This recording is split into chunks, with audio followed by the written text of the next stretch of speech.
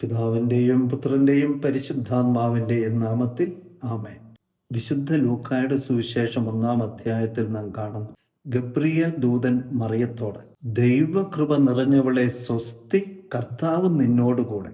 ദൈവകൃപ നിറഞ്ഞവൾ, അതായത് ദൈവത്തിന് ഏറ്റവും പ്രിയപ്പെട്ടവളും പ്രിയങ്കരിയുമായതിനാൽ തൻ്റെ ഏകജാതൻ അമ്മയായി തിരഞ്ഞെടുക്കപ്പെട്ടവൾ.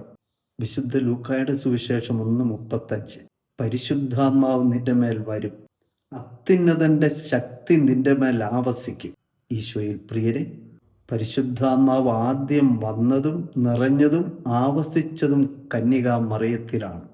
പരിശുദ്ധാത്മാവിൻ്റെ ആവാസത്താൽ ഈശോ പരിശുദ്ധ കന്യകാ മറിയത്തിൽ നിന്ന് ജനിച്ചു.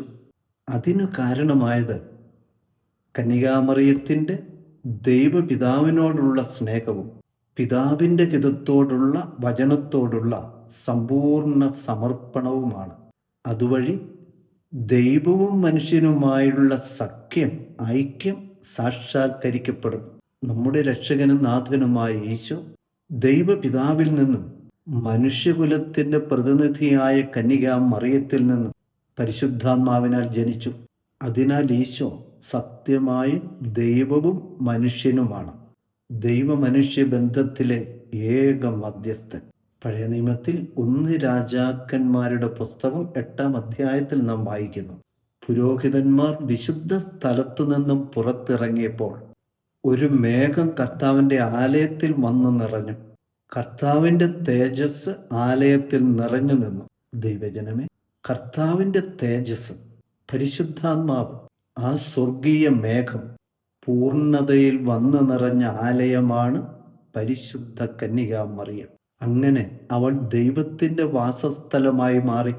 പ്രഭാഷകൻ 24-ൽ നാം വായിക്കുന്നു, ജ്ഞാനത്തിൻ്റെ വാക്കുകൾ, ഉന്നതങ്ങളിൽ ഞാൻ വസിച്ചു, മേഘത്തൂണിലായിരുന്നു എൻ്റെ സിംഹാസനം.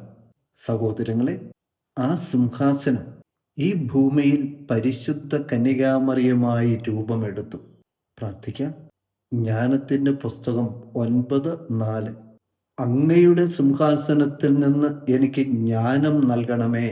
ജ്ഞാനം 9:10. വിശുദ്ധ സ്വർഗത്തിൽ നിന്ന്, അങ്ങയുടെ മഹത്വത്തിൻ്റെ സിംഹാസനത്തിൽ നിന്ന് ജ്ഞാനത്തെ അയച്ചു തരണമേ. അങ്ങനെ അങ്ങയുടെ ഹിതം ഞാൻ മനസ്സിലാക്കട്ടെ. ക്രിസ്തുമസിന്, ഈശോയുടെ പിറവിത്തിരുന്നാളിന് ഒരുങ്ങിക്കൊണ്ടിരിക്കുന്ന ദൈവമക്കളെ, ജ്ഞാനം നമ്മിൽ നിറയട്ടെ, പരിശുദ്ധാത്മാവ് നമ്മിൽ വന്നു വസിക്കട്ടെ, ക്രിസ്തുമസ് നമ്മിൽ സംഭവിക്കട്ടെ. ഈശോ മിശിഹായ്ക്ക് സ്തുതിയായിരിക്കട്ടെ.